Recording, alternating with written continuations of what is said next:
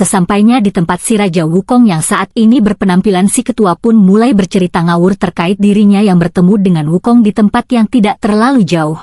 Karena sikap dan wawasannya yang mencurigakan membuat Raja Singa curiga dengan anak buah yang ada di hadapannya.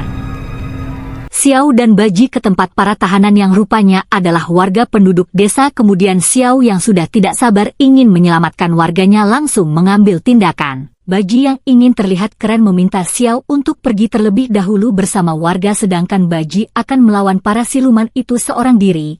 Karena banyaknya siluman membuat Baji lari dari mereka, namun bukannya pergi keluar, Baji malah tersesat memasuki arena para raja yang sedang bertarung sama Wukong. Dengan adanya Baji membuat Wukong harus bersusah payah untuk melindunginya yang membuat mereka berdua sampai tertelan sama Raja Singa. Wukong dan Baji langsung menyerang dari dalam perutnya. Si Raja Singa yang tidak kuat dengan serangan Wukong dan Baji akhirnya memohon ampun dan mengaku kalah. Ia juga berjanji tidak akan memburu warga desa. Mendengar permohonan dari si Raja Singa bahkan sampai bersumpah akan bertaubat, membuat Wukong akhirnya melepaskannya. Sebagai imbalannya Raja Siluman sampai mengantarkan Wukong, Baji dan Xiao beserta para tahanan sampai ke desa dengan siluman gajah yang menjadi tunggangannya. Malam harinya para warga berpesta merayakan kemenangan mereka. Tiba-tiba datanglah Raja Singa dan Raja Gajah yang berniat untuk mengundang Wukong makan di istananya.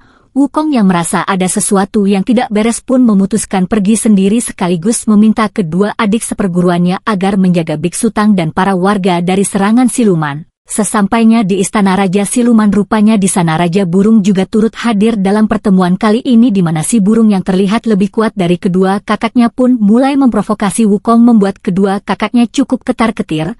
Apalagi Raja Burung sampai menunjukkan kekuatannya sampai Wukong semakin emosi. Keduanya berhasil dilerai oleh Raja Singa sehingga Raja Burung yang kecewa memutuskan pergi, sedangkan Wukong tetap melanjutkan makannya. Ternyata Raja Burung rupanya datang ke desa untuk menculik Biksu Tang sekaligus membantai seluruh warga desa. Wukong setelah kembali ke desa betapa terkejutnya melihat keadaan desa sudah hancur dan banyak mayat, serta mengetahui jika Biksu Tang dan kedua adiknya diculik oleh Raja Burung dari Xiao, membuat Wukong langsung kembali ke istana untuk menyelamatkan gurunya. Biksu Tang dan kedua muridnya sendiri saat ini sudah dalam kondisi terikat di dalam dapur. Di sana Raja Gajah yang dari tadi di sana tiba-tiba langsung melahap Biksu Tang. Sesampainya di istana, Wukong yang melihat si ketua siluman yang dulu membawanya langsung menginterogasinya. Setelah mengetahui lokasinya, Wukong yang dibantu Xiao pergi ke Gunung Situo untuk misi penyelamatan. Setelah melihat dua anak buah membawa kayu bakar, Wukong langsung menyimpulkan jika gurunya berada di dapur.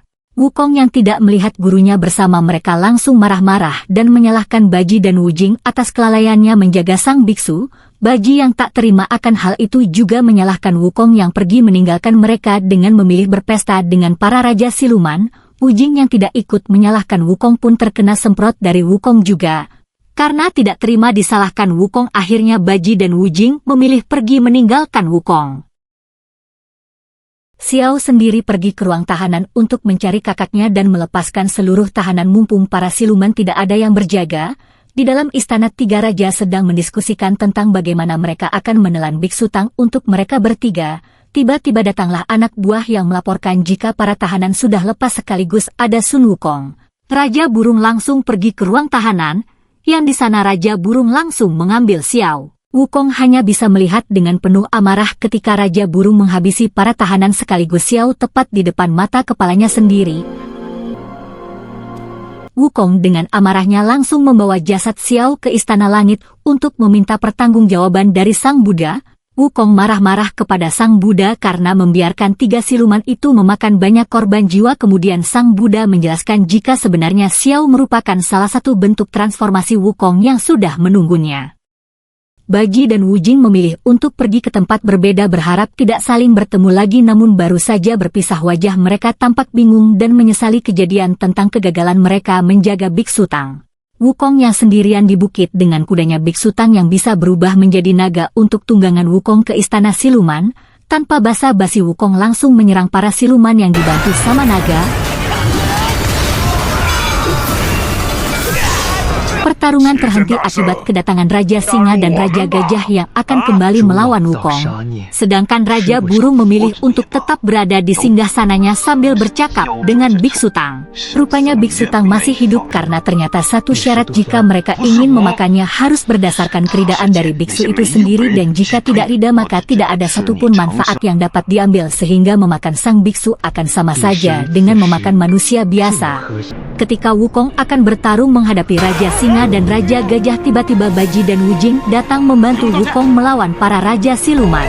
Wukong yang mengerti maksud kedatangan mereka langsung bergegas pergi ke dalam istana untuk mengalahkan Raja Burung. Betapa kagetnya Wukong ketika melihat gurunya baik-baik saja, di mana Wukong yang sejak awal sudah dipenuhi amarah langsung bertarung lawan Raja Burung, dan ketika Wukong berada di ambang kekalahan, Biksu Tang ikhlas jika dimakan Raja Burung asalkan ia mau melepaskan Wukong.